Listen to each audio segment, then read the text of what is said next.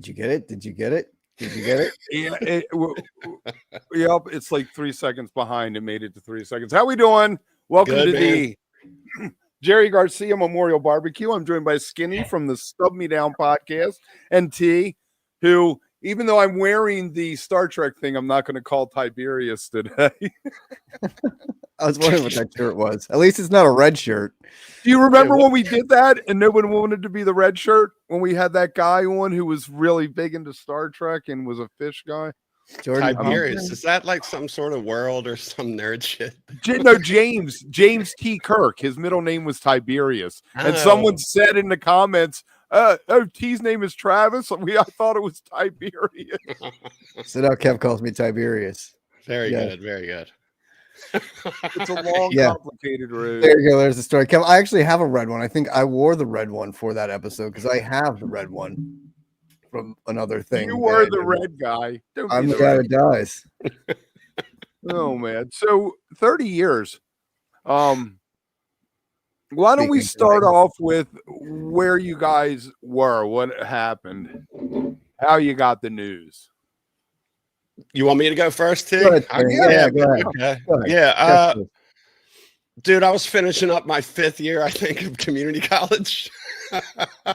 So I was taking summer classes to get out of there so that I could go to regular university instead of, as Chris Rock says, for 5 more years. Right. My learn on. Actually, it was a lot longer than that, but it's a story for another time. So I actually got out of class. I jumped in my car and the push dial. I told this story. A bunch of people were commenting yesterday, like hit the push dial, to get different stations, FM or AM, and you have them preset. And it was 98 Rock was just a preset because I didn't have tapes or anything in that car. It was an older car. It was a Buick Regal. So, and 98 Rock doesn't play that shit. Like it's like Bon Jovi, Nazareth, Striper. I don't even know back then anyway, in the 90s. And it's much more current now even.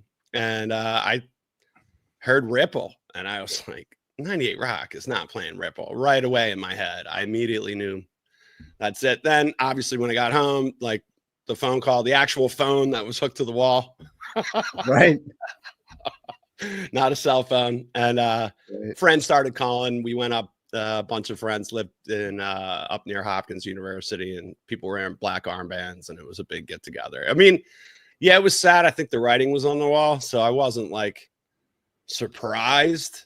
And even nowadays, I think it just becomes part of the culture. Like when famous people die, it's always in threes, 27 Heaven, whatever. We have all these monikers for it. But I mean, I was affected by it. But I mean, I'll tell part of that story later. Where were you, T? I was out here in LA on summer vacation with my family, and we were at my aunt's house out in like Newbury Park, which I don't know if you know LA. It's about like half hour, 40 minutes north of like main Hollywood, basically like where Griffith Park is, which is where I wound up that night. So it was about an hour north of there. We were staying out there and I was out like in the pool and my mom was like, "Oh, you might want to come in and see the news." Like she didn't say anything, but I was like, "Oh, okay." And then I went in and it was like the story on like the national, like all those breaking national news, like things. It was like, "Oh, lead singer for the Grateful Dead, Jerry Garcia, passed away." And I was like, holy shit, like, wow.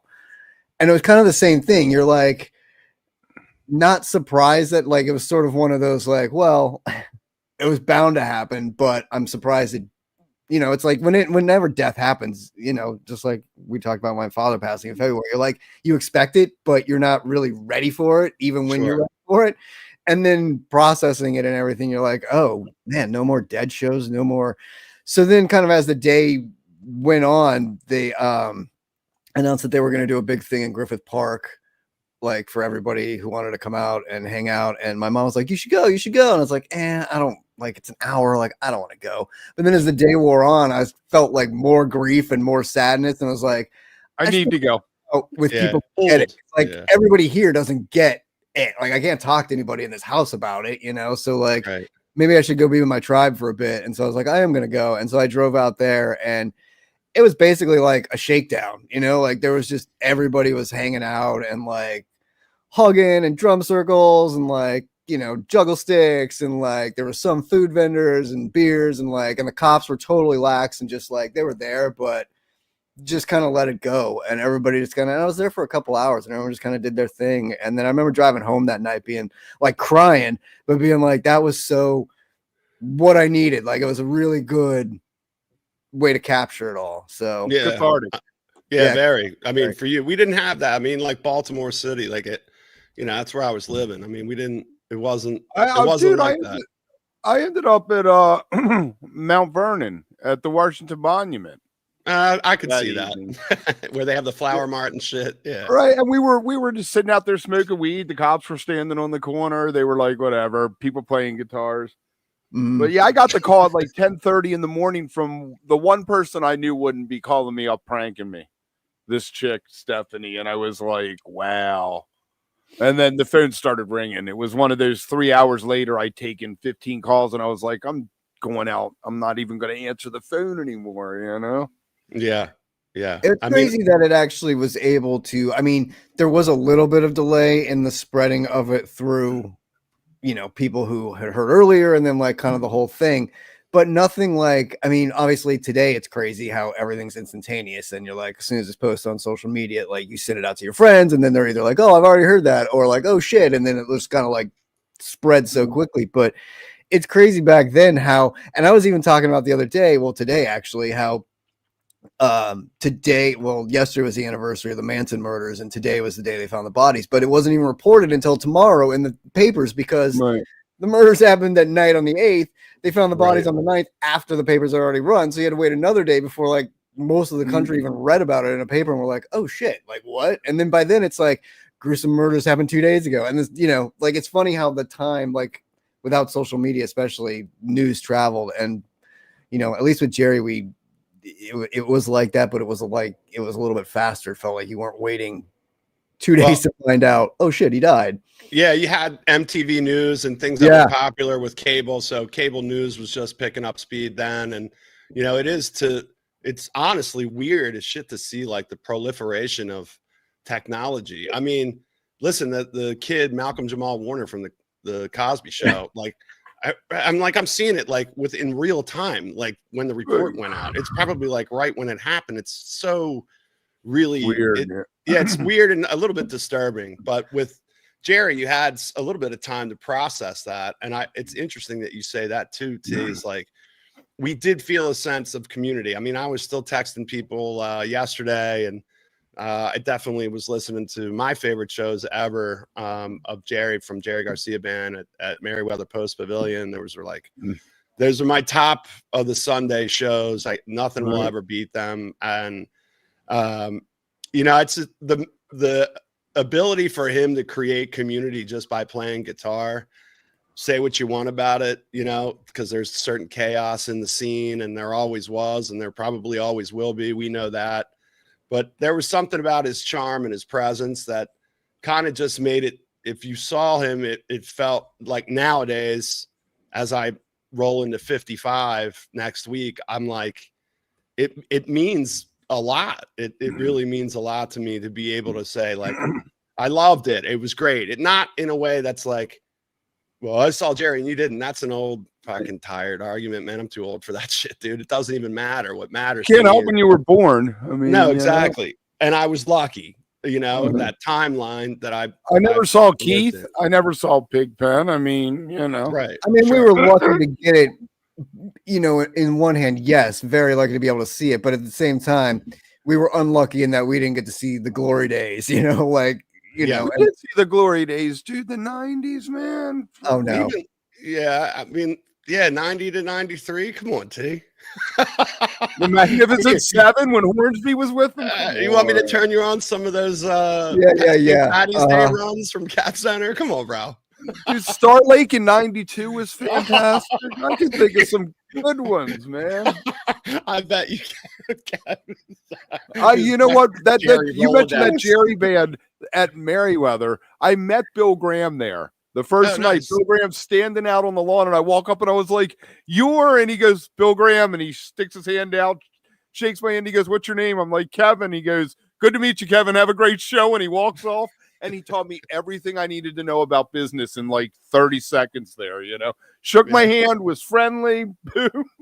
Well, you couldn't be like, what's his name, Mitch, and get a job from him right away. And, like, that's the most amazing meeting ever. He's like, yeah, why don't you come up here and work for me? You're like, what? Right. And we were all chasing that. It's funny because, I talk about that a lot with JW, is that we were all, I know I was in some weird way was chasing some direction that they were pointing me in. And it whether it was musically or talking about it or seeing it or enjoying it, whatever. There's a lot that goes into that fabric, but just the fact that music, like you guys and some other people that we know, that it just points you somewhere, but it might not be this end all be all thing where you work in the industry and you're a guitar tech for Trey or something. It has its little roots, so I'm thankful for that, man. It's pretty cool. It's really neat. Very. What's amazing to me is that Jerry how much he's influenced so many guitarists across so many genres that you wouldn't think of, like the Sturgill thing. We're not going to get into the Sturgill thing, but Sturgill said listening to Garcia got him to start playing again. And, you hear a lot from indie musicians and other people who are like, yeah, Jerry totally influenced the way I do things. You also hear people say that, like, they don't get it.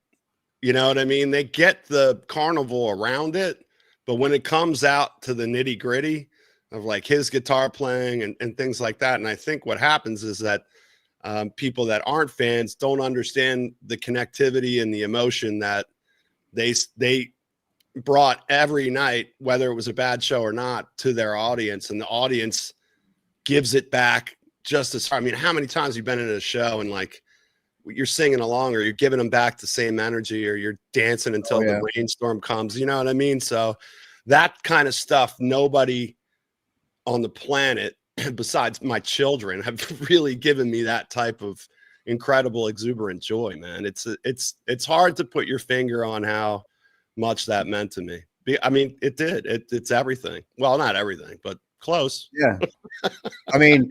Yeah, it's what you go to the show, like you don't, that feeling like that, what you're getting out of it is special, Yeah. Very. Yeah. So, I miss that. Yeah. And I think Kev, one thing that's interesting is, and even what you were kind of touching on there, Skinny, is the barrier for entrance sometimes to get people to accept it or listen to it or get it is hard because of the stigma around the dead and like what that is and everything. So at times it was almost easier to get people, at least in my case with some of my friends, to listen to Jerry Band without knowing it really, and being like, oh, what's, you're like, oh, this is just Garcia, like as Garcia's like in his band and playing with like Merle or like whatever. And they're like, oh, this is fucking good, like he sounds good. You're like, yes. And then it kind of like you can lead them into like dead stuff easier from there then, because they're like, I had no idea he sounded like this, or he played like this, or he covered this song with, you know what I mean, because it was such a not different but different sound and song selection, the way he played that stuff. And so sometimes that was easier to get people in and be like, wait, really? That's that guy? Oh wow, I like this. Like, oh wow, that guy is that's that guy. Yeah, right, exactly. It had gospel notations, man. It literally. Everybody says Church of Jerry or Church of Trey. Jerry Garcia Band, and those two nights. I'll just go back to that again. It literally had that feel. It was different than a Dead show. Jerry Garcia bands are just different than a Dead show, and listening to his playing. Today, even the Hampton run in '91, they played, like you brought up covers too, like Shining Star, like he does like mumble like a couple of the words, but the version is still pretty good. That's where I learned how to like deal with flubs, was Jerry Garcia and the Grateful Dead. Like, here's this guy that's like, oh, you forgot like part of the verse. Who gives a shit? You get well, right, because I always think about that too. I'm like, how do these guys always remember all the lyrics in their song, plus play all the notes and like hit everything right? And so then when you see some of them fuck up, you're like, okay, they don't. They're human like me. Like that is totally how I would be up there. So I get it. Like, good. Like, I'm glad they're not superhuman and was like able to do it. And the ones that do or can, it's just phenomenal. It blows me away. Like, I don't know how you. It humanizes them on some level it does, too. completely. They're one of us, you know. Completely. Yeah, Yep. that's the best part about it. Like I said, and I to go back to like how did you hear and how did you feel? Like, I mean, I had sadness, but sadness because there was a certain part of my life at 25 that's it. You know what I mean? You had no idea of like there were going to be, you know, totally other versions, and then Rat Dog was going to play and shit. I even saw Weir and Wasserman after Jerry died later. Further in '96, I jumped on tour. Right. I was like, what's up? Right. But I did jump out for quite a while, like not until maybe 2000 when I met JW and he introduced me to Fish. I mean, I was like, fucking, I did that shit already, man. I saw back then, I was like, I fucking saw Jerry, man, whatever. You know what I mean? I was scared. And I started sitting around thinking about, well, we got Bob Weir now. Is this what the world has come to, you know?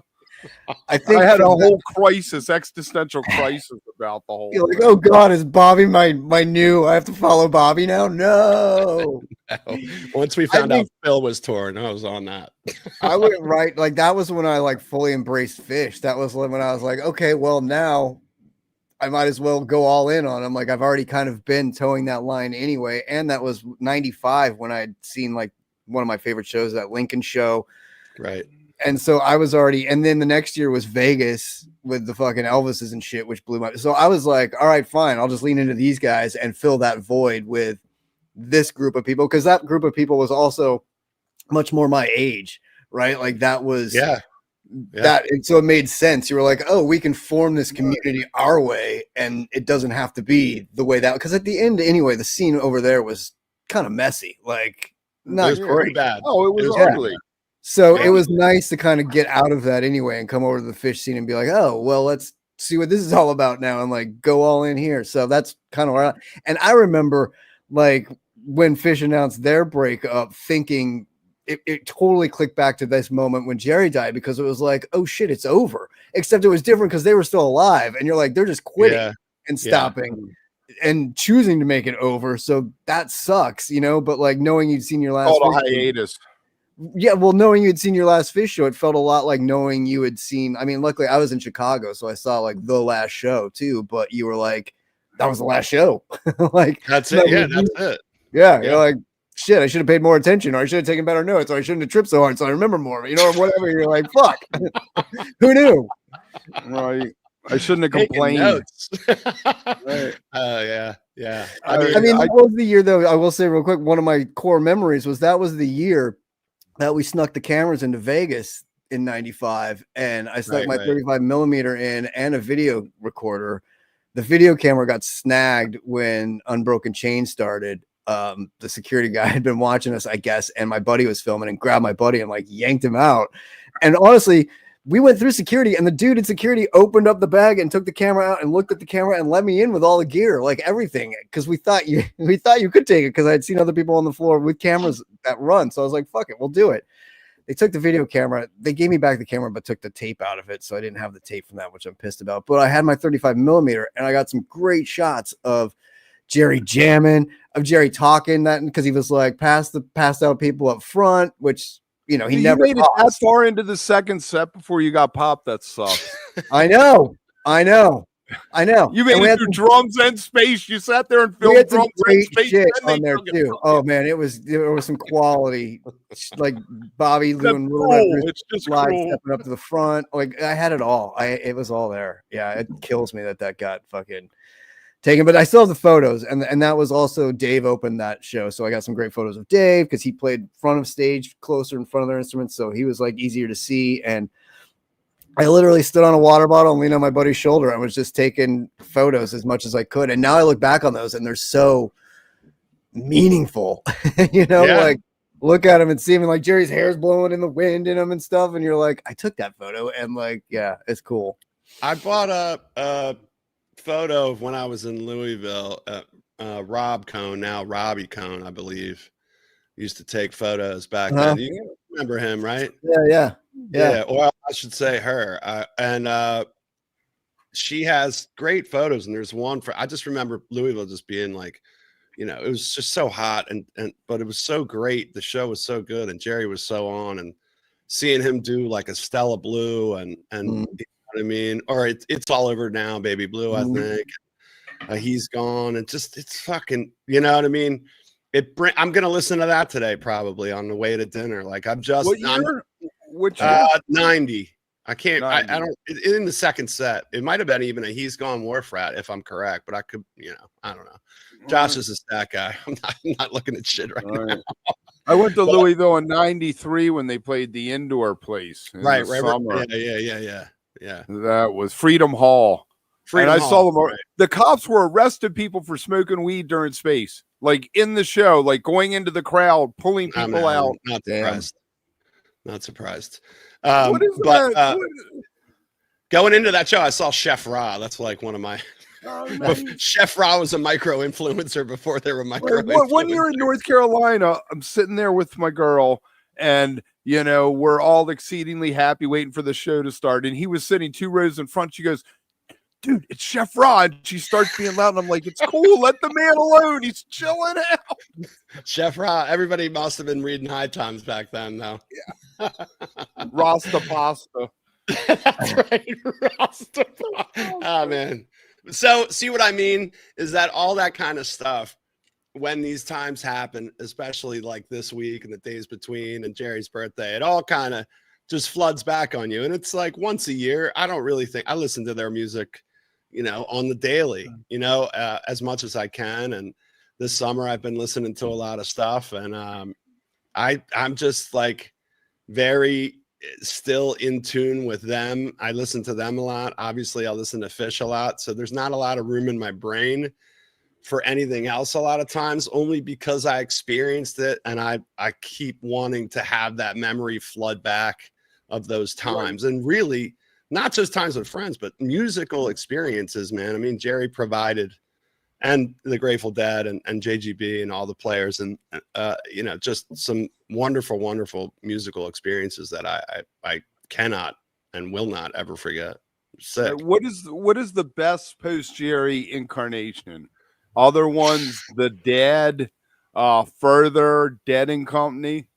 I mean, for me, it's Phil and Friends. I mean, listen, when they had the Q and Warren and Jimmy Herring, I mean, Baracco just crushing the catalog, just knew it so well. Plus, they fucking put out an album, which I didn't expect. Wrote new songs. Yeah, they wrote new songs. Yeah, and they wrote new music, and they were playing that new music, and they were playing it well.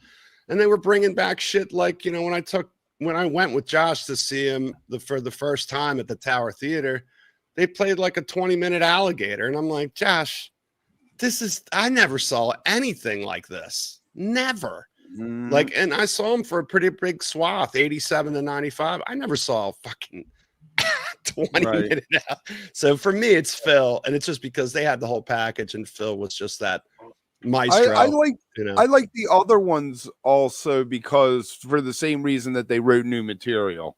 I thought that was fun, but that was a volatile mixture apparently, because Kimmick never talked to Phil again after that tour. Yeah, I mean, Phil shows, they were the stuff. I agree. I mean, there were just so many. Christ, after 9/11, we still went up to see him, in, I guess it was November 30th, like December 1st, but Phil had done, it's like 7 total shows at the Beacon. It was a nice run up there, kind of like a la Allman Brothers. And we went up for 2 of them, and I just was like, with P-Bar? Was P-Bar with them? No, that was the Q in 2001. Okay. I think at the Tower that I mentioned, that might have been Kimmock, but okay. I'm not sure. I got, me, man. I'm fucking. Right. When I went up to the Beacon for the Phil run one year, it was P-Bar on guitar. Yeah. I think. And then shit, didn't they have Billy Payne playing keys with them at one point at Merriweather? Yeah. I saw so to me, he brought in a bunch of guys, looped around for a while, and then he kept this core, and then he had Jackie Green and shit like that after. I still saw some of those incarnation, but how cool was it that we got? How cool was it that last year in 24 on Phil's birthday we got Q Show? We got a Q Yeah. show before he ultimately passed. That was cool that there was one last hurrah. I was really sad that like I couldn't somehow make that connection to get up there for that. You know, I would have loved that. You know what I mean? Especially, you know, not too long after. And I knew it, man, seeing those photos where people were even saying like, don't film. Why is he sitting down? I'm like, what? Like when you're 85 or 83 or what, like, don't you want to sit down? I mean, like you've been standing your whole life. You're fine. Well, yeah. So I thought that was bullshit. I'm 54 and I want to sit down. Right. Standing for 4 hours playing a heavy instrument now at 80 something. The big spaceship fucking bass, like you fucking carry that around, dude, for fucking 4 hours a night. Right. Right. But he did stumble. You could tell that. I mean, you know, obviously you get to be that old. Yeah, man. You can hardly like walking can be a difficult thing. So like being up there doing that, you know. Fantastic though that we got the last and we got you know, we have that almost like a gift. And I'm tell you what, I'm very excited about Graham Lesh that he's buying into it. He keeps adding dates, Graham Lesh and Friends. He's put Midnight North, I guess, to the side and the Terrapin Family Band to the side. And he's going to have Elliot Peck singing with him and whoever else. And wow, I'm excited for this. I think that Graham is the best bearer of the torch, so to speak, in as much as continuing what the Grateful Dead's ethos was. Yeah, I mean, and that's great. I'm excited for that. Like, you know, let that all happen, and that music, long after we're gone, if it still exists, which I truly believe that it will, that's a good thing. There's nothing negative about it. That's what I was telling you guys before. I'm getting salty because I'm fucking tired of people complaining. Right. Yes, Reed Mathis on bass anywhere is the right thing to do. Is all I will say about that. Yes. I love that guy. He's one of my favorites. Fantastic stuff. Fantastic. Yeah, well, man. You know what was cool about those shows at Dead and Company? I mean, Reed played, but also that Sam Grisman, first time I ever saw him play electric. You know, every other time he's seen them yet. Yeah, I've heard that that's like a no mic show. That would kind of be weird for me. It's you know, you got to be super quiet for that, and I am pretty quiet at shows, but you know, I've been known to be like, "Oh, did you hear that?" or whatever. You know? And I got like to go to the 8x10 my loud voice. You know? Or went to the 8x10 and people were good. They were really good about it. It was, but they also Sam got up in front and explained to everyone, "Shut the fuck up" before him, basically. And as a teacher, I understand now that I'm the student. If I got to hear that, I kind of like, all right, man, fucking Tom, you know what I mean? Now you're telling me what to do. Like, this isn't fucking, all right, man. I'll listen for a couple. It better be fucking good. Right. Well, the thing is, they have one mic. They have the one mic setup, and they're all leaning and singing on it. So, and there's no amplification behind them. You're basically hearing what's on stage. Yeah, I know. And that I mean, I don't know why that. I don't know what that does. Like, that would be difficult for tapers. Number one, unless but the harmonies are so pure because they're formed right there. But why can't you just have those harmonies on different mics though, Kev? That's when Fish would do that off stage with no mic, you know. But I know it was in hockey arenas, you know. I don't know. Whatever. Something about the rarefied air of everybody's voices right there coming together instead of at the 8x10, yeah, but at a bigger venue, it's going to be really hard to be like, "Hey, could everybody please be quiet?" Do you imagine if I said that? I was like, "Guys, could you be quiet? I'm about to talk." Put your phones away and shut the fuck up and pay attention. He was nicer about it. He just explained that they weren't amplified. He explained the whole thing, so it sounded pretty loud. Right, art for art's sake, like saying, "Hey, this is our, you know, this is how we're gonna do." Right, it's like this is how it used to be done, the old way, like the old school look and feel it. So yeah, amen to that. Well, you know, I got no hate for none at all. I just don't like it when people tell me what to do, Kev. I'm with you. I'm so with you. I'm so with you. Tell me to shut up at your show, will you? Right, I'm gonna start fucking talking. Oh boy. Anyway, so That's crazy. So let me ask you this. Jerry famously has a tie line. He's sold lots of his artwork and stuff like that. What do you think he'd look at over the landscape today, seeing the way that it's marketed? Is there a difference between what he was doing marketing it? Like Jerry Garcia, he gave half the money to the Rex Foundation. I think that's the only, I think that's the difference. Like his charitable donations out of it are what made it worth him sort of selling out for or doing whatever he was doing with it. And like, I don't know. I think I said this before. I think a lot of the complaints of like Jerry would have hated this and blah, blah, blah. I don't think so. Like, I think he would have been right along with it. Like, first of all, like celebrating the 50th and the 60th or whatever he would have done. The Sphere he would have been all in for because the fucking sound system in there is tits. And the videos. He would have been all over doing the videos. All over the videos and the art and everything together and being able to like tie-dye it out more and like put his like stamp on it. He absolutely would have been in on all of it. And just like them, yeah, the money's part of it, but that's just like you earn that. And that comes with being able to do a show 60 years later and shit. So yeah, go for it. And I definitely don't think he would have been like, nope, I'm sitting this one out because no, I don't want to make the money and I don't want to like appease the fuck that. He would have been like Trey, touring Jerry Band all the time, playing with the Dead all the time, selling, marketing, whatever he could all the time and making his. Like it's come on. Yeah. Did you ever see the interview when he tasted Jerry Garcia and they were like doing the unveiling of it? And they asked someone asked him about it, and he's like, I really don't like chunks in my ice cream. He like totally threw him under the bus. Like, no, I don't want that. Like, because it's not like his. He didn't make it, right? Like they made it and named it and put it out there. So it's like it's not like it's his. You know, he'd been like, I'd have made like smooth strawberry ice cream. Right, a chocolate milkshake with a half a Camel unfiltered in it. Yeah. little speedball on the sidecar. I think he was pretty. I feel like I was drawn to him, and I think other people were drawn to him too, because he was an artist. You know, he tried to open himself up to different things and different ways of doing things, specifically musically, but then also the art and then the ties. I mean, I remember like getting a Jerry Garcia tie, I think for Christmas when I was in my late 20s and being like, oh, sweet. You know, I used to wear them a lot. Yeah, me too. Yeah. Because if you had to wear a tie, I was like, you know what? Fuck you. If I'm going to wear a tie, I'm going to wear a Jerry tie because at least it's like in my people zone. Know. Hey, right. I'm not wearing Ralph Lauren. I'm right, exactly. Right. You're like, fuck, I'm keeping it true to me.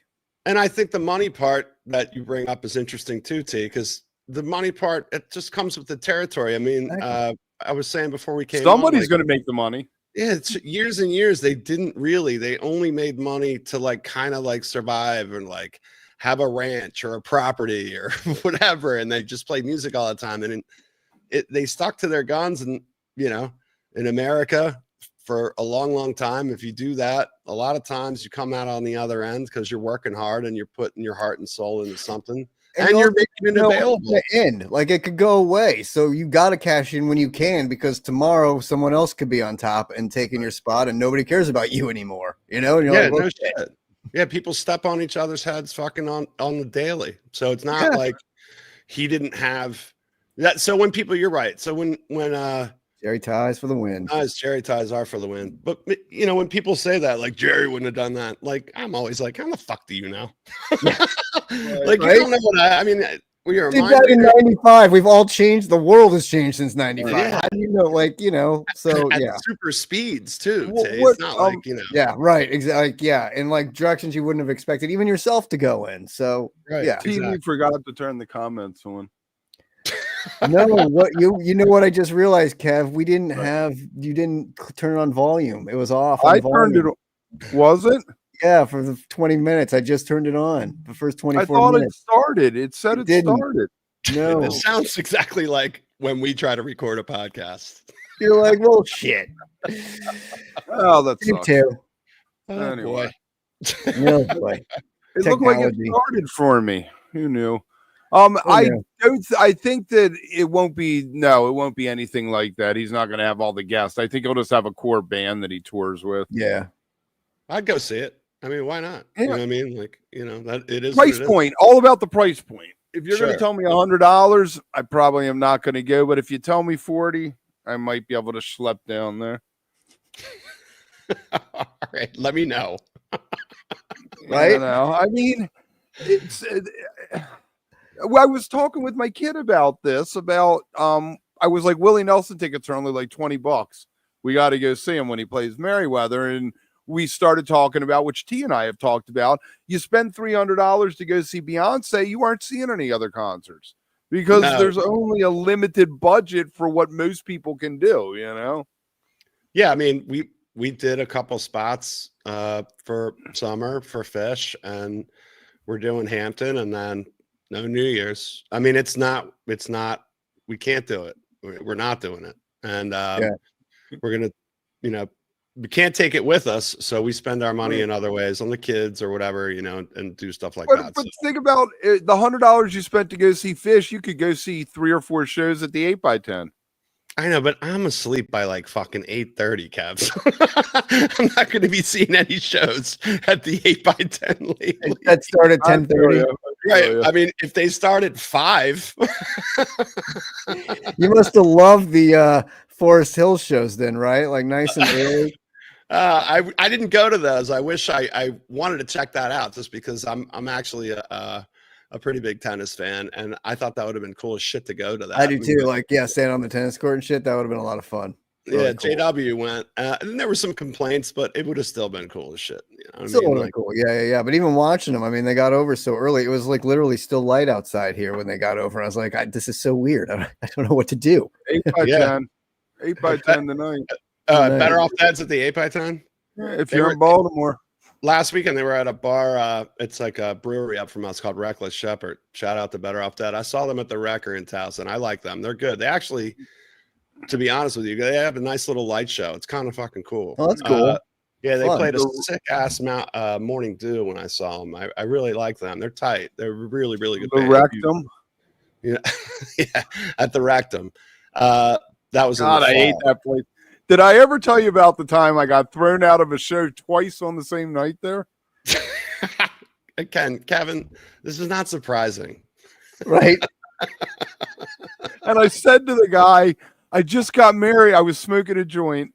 He popped me and I was like, it's cool. I just got married. And he was like, no, it's not cool.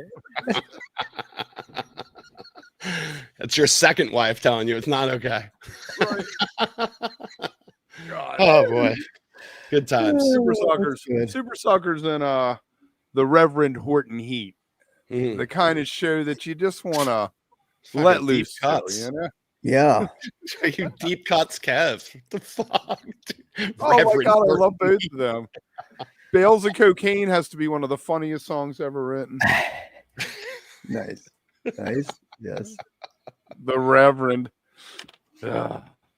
Wow. Love that stand-up bass. So did you see Mike Gordon came out with Mumford and Sons or something? Yeah, with his like daughter. That? Yeah, with his daughter. I did not. They did a train tour. They do this thing where they play and stop and do a concert, kind of like the Festival Express. Oh, and the Vermont stop, Mike showed up. Oh, like Abraham Lincoln and Andrew Johnson in the 1860s? Right, exactly. Stumping through like the country on the back of a train. Do you think the people in Illinois are pissed off about the penny thing? Illinois. Oh. Because Lincoln's on the penny. All of a sudden, he's being erased. Yeah, but he's on the 5. He's on the 5. Everybody needs a 5. But everybody else has 2 things. Like Washington's on the quarter and the dollar. Andrew Jackson's not on 2 things. He's just on the 20. He's just on the 20. That's true. Which they should have changed anyway. In a different world, right? Right. Hey, what are we talking? Currency? Dude, fucking dead guys on dollar bills. I just feel bad for the people in Illinois. They deserve better. Well, I feel like we've officially bottomed out, Kev. I know. Kev has. Well, this is what happens. Like when there's no set list or like the guardrails come down, and we just kind of veer off into type 2 territory when we should be sticking to. Right. Jerry, Right. There's roads. Beyond, in Jamaica I got one for you. Beyond Jerry Band and Grateful Dead, what do you have? Olden in the Way, Legion of Mary, Reconstruction, the Wales and Garcia stuff. I like Garcia, his very first album. I love that album. If you have not listened to that or spun that in a while, as a matter of fact, once we're done here, I might listen to some of those cuts. A buddy of mine had it on vinyl. It used to be played all the time at his house. I mean, it's just, again, it's that connection. It brings me back to those times when you get turned on to something like that. And I was just like, God damn, shit, this is really good. You know what I mean? But Totally. Garcia, yeah, the first Garcia album, I love that album. And the artwork on there is pretty fucking, whoever did that picture of Jerry with the guitar, you know what I mean? It's pretty beautiful. So that's what I got. And that double disc set of the Jerry Garcia Band, I listened to that in college, probably like daily. I think it was just like the theme song to probably like 2 years of my last 2 years, I think, in college, probably before I left. I got just that fucking brothers and sisters, and it was so good. Like it hit like that the perfect time for me in there. So I lived off that album. Yeah, I remember that disc, like having that. I had that live. Yeah, I think I had 2 copies, one for in the house and one that was always in my car permanently in like the 10-disc changer in the car, so like I could always throw it on when I felt like it. That and then Without a Net too. I mean, Without a Net was a stalwart too. Like that was like, obviously, listen to that Althea fucking over and over. It's still my favorite version of Althea. That beginning with the yeah. It's so good. Without a Net is shit. That's so solid. That bird song on there, the fucking Cassidy. Yeah, it's so good. Yeah, man, that's another one I might have to listen to. Fuck, dude, thanks. I need these racks because I'm gonna be sitting in my backyard for a little while. There you go. I gotta go with barbecue music. Yeah, barbecue music. I'm not barbecuing, but still. I mean, I'm always barbecuing, man. Texas Annie, burning something. Right. I got to go with Texas Annie and Hooterall, though. I feel like that is Garcia's finest moment in the studio. Just Morning in Marin is probably the best thing he ever laid down in the studio. I could listen to that album over and over, and it has no vocals, which maybe is appealing on some level too. But I don't know. I wish he had have done that more, gone deep space jazz like that, like out there. But for some reason, it didn't work out. He ended up doing, I guess, he started hanging out with Merle. So it went more the blues cover direction. John Conn. What was that second album? Compliments, where John Conn takes all the songs. Well, that were covers. Like Hunter Gets Captured by the Game. My God, Jerry just nails that. But he never would have come up with that on his own if John hadn't been like, dude, check this one out. Right. You should do some Aretha. Don't forget about Cats too. I mean, I got turned on to Cats Down Under the Stars. Same time. All solid. Reflection. Garcia. I mean, shit. They're all. Yeah. I mean, again, they're all just so good. It's real hard. I not Run for the Roses. I mean, I think Trey or Fish should cover Run for the Roses and Ruben and Charisse. Like they just sound like Fish songs to me. Like Ruben and Charisse sounds like such a Fish song, and I feel like Trey could just like nail that. Not that they ever would play it or anything, but I always think of that because like when he did Mission, especially, I was like, what else could he play? Nailed Mission. Pretty much everything off that album. Like it sounds very much like that. Cats, I think they could play. That kind of sounds for sure. It's got some weird breakdowns before transitions back into the lyrics, like Cats on the Blacktop, and it's very funky, and then it changes. I can even see Paige singing that song. Honestly, like maybe they should cover that album. They should cover that album for Halloween, and you could like pick it out and be like, Paige could do this one, Trey can cover that one. Like that'd be funny. Not that they ever would. I never would. Fucking hope I'm there. right? It'll never happen. But if I could suggest one thing. Right. Pipe dream. Paige get to sing the stripper line? Who? Paige? Yeah, for sure. Yeah. I mean, Time or is a Fish. stripper doing it Fishman just could. for- Yeah, Time is a stripper. I think Fish would sing that pretty well because it would sound Probably. weird. Yeah, totally. Yeah, man. I mean, all that stuff is really good. I feel like today and tomorrow are good days to revisit that shit. You know, if you're at the pool or if you're, you know, at a barbecue, or if you're just not barbecuing and you're barbecuing, turn it on. You know what I mean? Yeah, man. It's In always the good car. road trip music too. I find like I love so much of that Jerry Band stuff is so good in the car. Yeah, So it really is. With the windows down, man, it's awesome. If you yeah, gotta, it translates well to driving. Don't Let Go. The Yeah. Don't Let Go on that 89 when you were talking about that live one. Yep. I mean, that's probably the first time I saw him outside of the Grateful Dead dive deep into a jam that became, like a type 2. Like it wasn't Don't Let It Go. was a jam band jam, not a band that jams jam. Yeah, Right. it was. That's a pretty good way to put it. I mean, it was really crazy how deep that went. And I remember I totally remarked about that with my friends, like after that, like, what the fuck was that? You know what I mean? That's usually the type of analysis that I was giving back then. I remember getting Like, the Merriweather tapes after like Yeah. a month later after Merriweather, and it sounded so good, and I wore out playing Don't Let Go over and over, just rewinding it in that cheap tape player. Yeah, I mean, the Stop That Train, the That's What Love Will Make You Do, the They Love Each Other, which is a little too short for my taste today, but Yep. it's still fucking good. And you know, just waiting. I had for a more- moment during Lucky It was Old long. Son. I had You this did? moment during Lucky Old Son where I thought Jerry was a preacher, and Well, his I hair mean- was flowing. And then I started thinking about Bobby was the devil because he played the blues set just opening with him and Wasserman, like he was the old blues guy. And Jerry afterwards, I'm did have walking a out, I'm like, fan behind him. I'm though. trying to tell someone about it. I'm like, during Danny Boy, when they did Danny Boy, and this guy's looking at me like, Danny Boy, what are you talking about? It was Lucky Old Son, but in that moment, I kept calling it Danny Boy. Well, maybe that's what it was bringing back for you. Plus, Jerry did kind of look like some sort of like being when they had that fan behind him and he had his hair longer. It would like flow like this. I was like, oh. Had a moment. Definitely had a moment. Mm. That was fun. Oh my. All right, guys. What do you think? I really wanted to talk to T and Skinny. I was like, we need to bring Skinny on because he's my age and he he saw went through shows. We're like, who great- can we get on that saw shows and saw Jerry? We could just like reminisce for a little bit about. Yeah, So, man. And I'm so appreciative. Thank you. I mean, I love talking to you guys. I love seeing you. T, it was so good to see you in LA. Yeah, Kevin, it's I good haven't seeing seen you out you here. in a while. And but I hope to see you soon somewhere. You know what I mean? I mean, you're only up the fucking road, dude. Yeah, I know. yeah, whenever he's over at his mom's, he can just like stop by. I told him 1,000 times, just text me. He's got my number. You know, don't be a That's right. stranger. I can cross the alley there. Come knock Yeah. on your garage. Exactly. All right. Are you going to stop the other thing? We're going to have. Yeah, I can stop. I can stop. it We're on going to have to do a post mortem.